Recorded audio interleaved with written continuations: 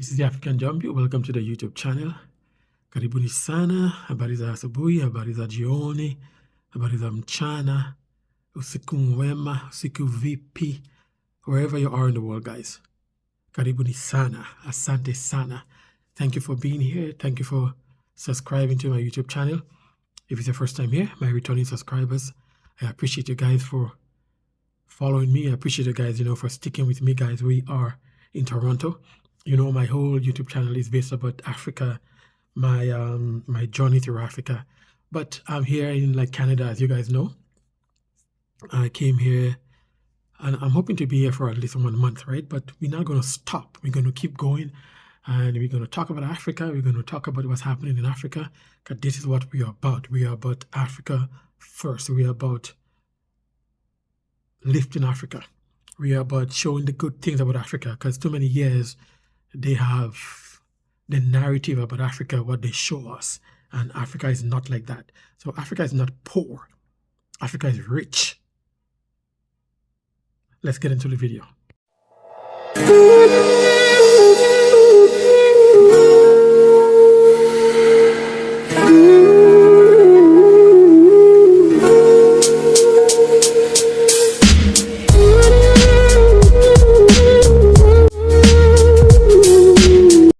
Guys, we have to be proud of who we are, right?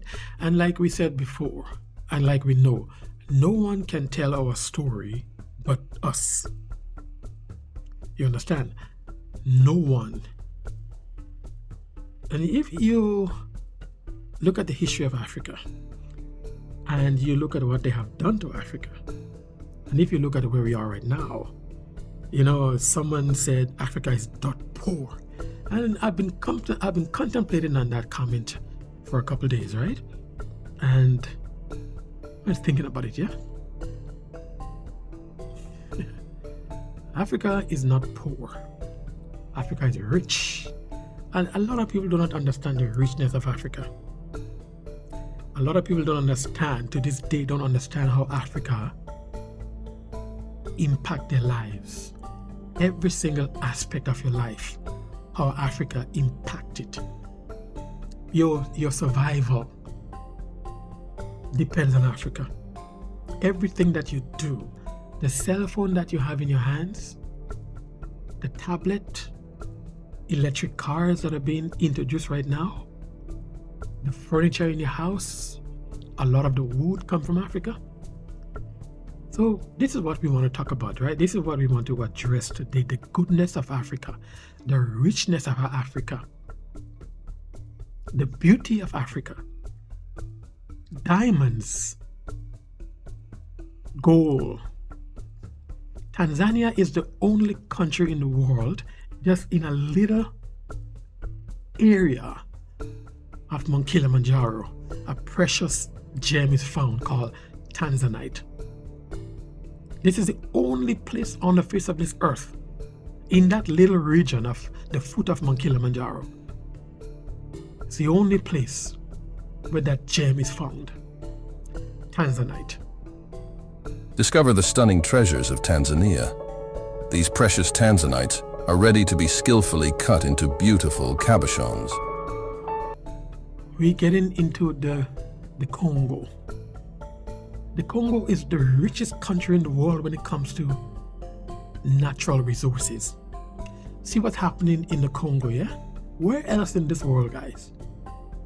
The earth open up and resources come to the surface. Come on now.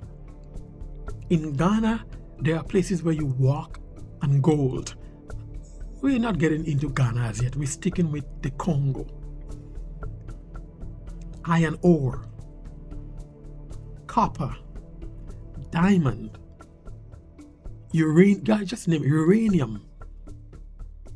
The Congo is blessed with natural resources.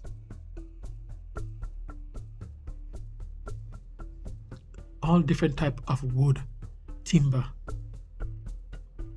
is found in the Congo.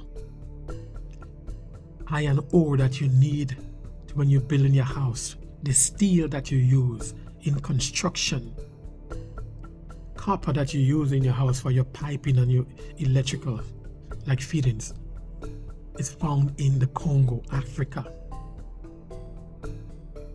Where else? Your survival depends on Africa. So when we want to call Africa poor, we may stop and think, yes, you can say some African leaders have been corrupt. Some African leaders did not do what they're supposed to have done.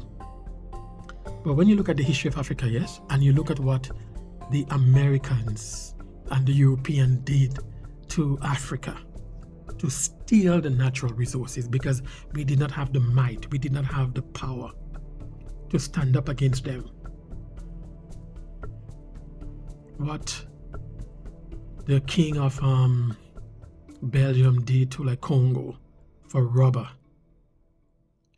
right? King Leopold, what he did to the Congo and to our people for the resources of Africa is disheartening. The earth trembled. Dust filled the sky. A mountain, once a silent giant, surrendered to the forces beneath.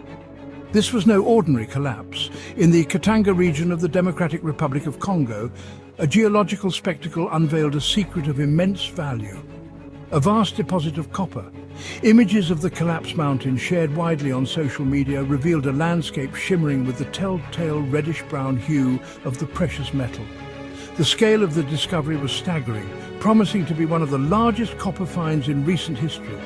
News of the find spread like wildfire, igniting excitement and apprehension in equal measure. For the DRC, a nation grappling with poverty and conflict, the discovery held the tantalizing possibility of economic transformation.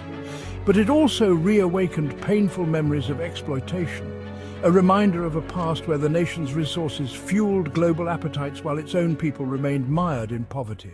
The DRC sits atop a geological gold mine. Beneath its soil lies an astounding wealth of minerals, from cobalt and diamonds to gold and coltan. Copper, however, holds a special place in the nation's history and economy. The Katanga region, in particular, has long been known for its copper belt, a stretch of land incredibly rich in this valuable resource. For decades, copper mining has been a pillar of the DRC's economy, albeit one that has often benefited foreign companies and corrupt officials more than the Congolese people themselves. The newly discovered deposit has the potential to reshape the global copper market. The sheer scale of the find is breathtaking, dwarfing previous estimates of the region's reserves.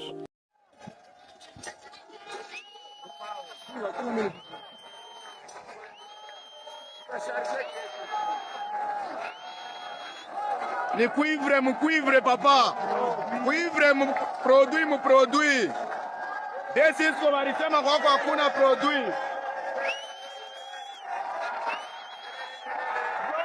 Wanakufa wengine. Wengine wanakufa. Wengine wanakufa. Wengine wanakufa Mungu. Wengine wanakufa. Wengine wanakufa. Wengine wanakufa. Babumbafu tunabonesha mukimbie. Limonde baba. Meza bone mwangalie. Wengine tulebakataza wanakufa mumai. Ini mambo. Coming to Nigeria, Nigeria has oil. Nigeria has iron ore again, right? Nigeria has wood, that, like timber that is shipped to Asia and to like Europe. We're blessed with fertile land. It's called arable land. I talked about it before. 65% of arable land is found in Africa. The kind of business that we do with China, which is mainly importing and exporting. I don't know if you've taken a look at the kind of things that we export to China versus the kind of things that we import from China. I mean, the difference is huge, guys. The things that China is buying from us are mostly minerals, natural resources, and raw materials. Things that when they take them to China, they are able to manufacture into other things, and then we now buy it back from them as finished products, which is more costly, which is exactly what what Britain did with cocoa, turning it into chocolate and, selling it back to us. Besides buying our petroleum gas, our crude oil, China is buying gold from Nigeria. In fact, they're not just buying it. There are some illegal Chinese miners in Nigeria. Every now and then they catch them, they say they arrest them, nothing happens. These illegal miners are practically stealing gold, which they now use when they get to their country to manufacture all kinds of things: jewelry, decorations, electronics, just to name a few. They buy our trees in huge sums, especially our rosewood trees. We keep cutting them down to sell to China. This is already causing deforestation in Nigeria, by the way. And when it gets to their country, they use our rosewood trees to make all kinds of furniture, which they now sell back to us, including musical instruments like guitar, kitchen appliances like chopping boards, knife handles. They use it to make the board game called chess. They use the oil in making perfume, and so on and so forth. They also buy our shea butter in large quantity to make skincare products, hair care products. They use it to make cooking oil, which they package and sell, soap making, shaving cream. They use it to make massage oil, and so on and so forth. They also buy iron ore from Nigeria, which they process into steel. And steel is pretty much in everything that you can think of, from building materials to vehicles, appliances, and tools. They use it in making cars, refrigerators, washing machine, hospital appliances, just to name a few. They also buy copper from us. The list goes on and on. So the things that China imports from us, they're able to turn around and use it to manufacture finished goods that they now sell back to us, which means that they are making a huge profit from their dealings with us. We come into Ghana. Gold. The Gold Coast was not just named the Gold Coast for naming sake. The Gold Coast was named the Gold Coast because of the gold that was found in that area. In places in Ghana, you walking on gold. You understand? You literally walking on gold. You go down to South Africa. South Africa again has iron ore. South Africa has coal. South Africa has diamond. Right? South Africa has like timber. Just name it, guys. Africa is blessed with it. You come into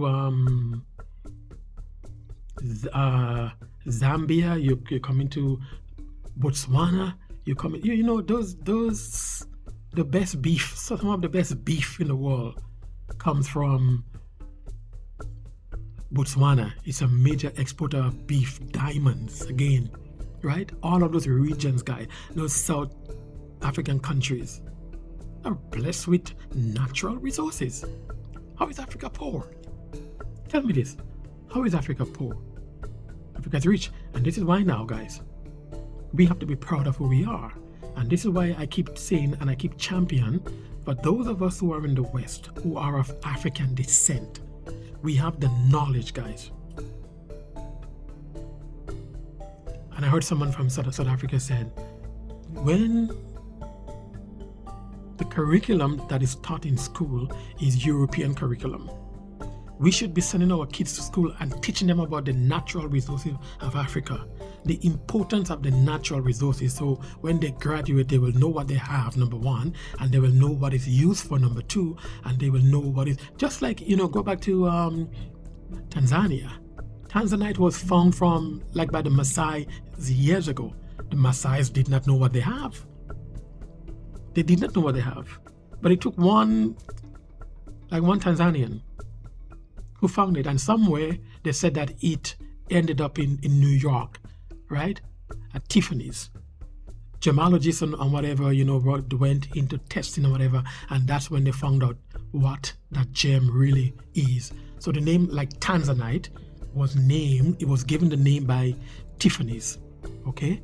And the name Tanzanite means like Tanzania, and the family of like gemstone that the Tanzanite belonged to. So it's a combination of the name Tanzania. I cannot remember the other part of it, but I'm going to put a description in the video so you'd understand. Right? So the Maasais did not know what they have. Many years ago, precious metal were found. The local populations did not know what they have, but the Europeans knew what it is. And the Europeans took advantage of it. any type of resources you can find in the world, precious resources. They're asking why the Congo is not the richest country in the world, developed, yeah. And if you try to get into the politics of things, you'll understand the destabilization. You'd understand how Western powers work to destabilize Africa, to destabilize those countries, so they can never come into their full potential, because they know their very survival depend on the resources from Africa. And if you don't have something that you need, you want to control it. The way that you control it was destabilizing government, funding coups, overthrowing government. This is what America did, This is what the European did. You see right now France, what is happening to France? Right? You see that Africa now, the leaders in Africa, from Burkina Faso, Guinea-Bissau, whatever, guys, you see now they are standing up. And that's why I said, the coups that happen in those Francophone African countries, it had to have happened. They are kicking out France. They are taking back their gold, rightfully so. These young leaders, this is why they want to kill Toure. Because these young leaders know that it is time that Africa take her rightful place. The old, decrepit old men that has been in power for so many years, who are compromised by colonial powers. They got rid of them through overthrowing them, and they're taking over.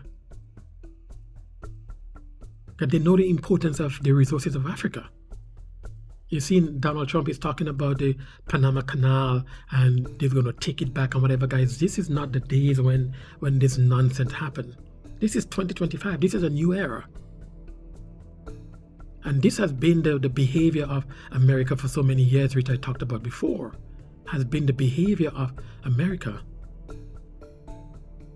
Who think that they can just go and use their military might and use their economic power to bully the world.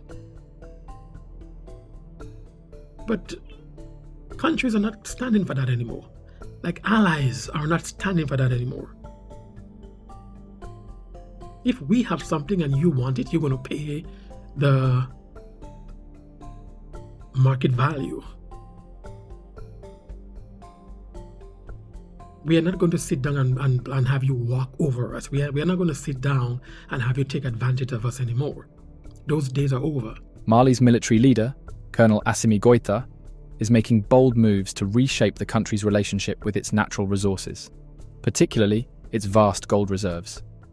Since taking charge in 2023, Goïta has been shifting the balance of power, aiming to ensure that Mali reaps more benefits from its own wealth.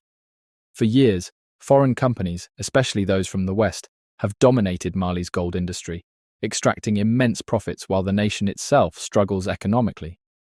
Goïta's demand for greater returns from Mali's gold is a clear declaration.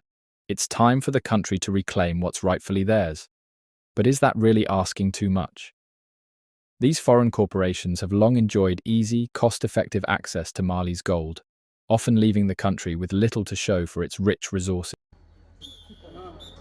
The Republic of Congo has just joined the cycle of iron ore producing countries. The first train carrying 20 cars containing 40 tons each of this iron stopped at the central station of Pointe-Noire, the economic hub, on Friday. The iron comes from the southwestern town of Moyoko, about 300 kilometers northwest of Pointe-Noire. It is produced by the Sapro SA Group. Now, without Cobalt, you probably wouldn't be able to use your smartphone or laptop. In fact, you may not even be able to watch our show. And electric cars, well, they just wouldn't go anywhere. But the metal is pretty hard to come by, and its price has been surging this year. Well, cobalt is a key ingredient in rechargeable lithium-ion batteries, which are used in electronic devices and vehicles. In fact, around half the cobalt produced around the world goes into batteries. But Fear about the metal's scarcity has driven prices up by almost 70% this year, and global demand is expected to exceed supply this year by 900 tons. The Democratic Republic of Congo supplies 60% of the world's cobalt. Guys, if you look at Rwanda, yes, and you look at what has been achieved in Rwanda in under 30 years, it can happen with visionary leaders, young visionary leaders who will use the resources of Africa to educate young Africans. In Tanzania, there's a lot of intelligent, young, university-educated people that you meet on the street every day. Some of them might be doing some like minuscule job, roadside, selling whatever, guys. But when you start talking to them, you realize that this person went to school. This person has a degree in finance. This person has a degree in agriculture. This person has a degree in whatever. So if the young people in Africa are able to get into position of power, whereby they can bring Africa into its own. And this is what's happening. This was happening in the Francophone African countries. These young leaders, we have high hopes for them because they are not putting up with this nonsense. They are taking what rightfully belongs to Africa and their country.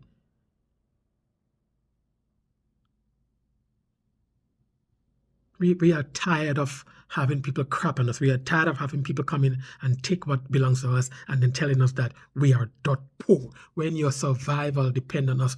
Without Africa, the world cannot survive.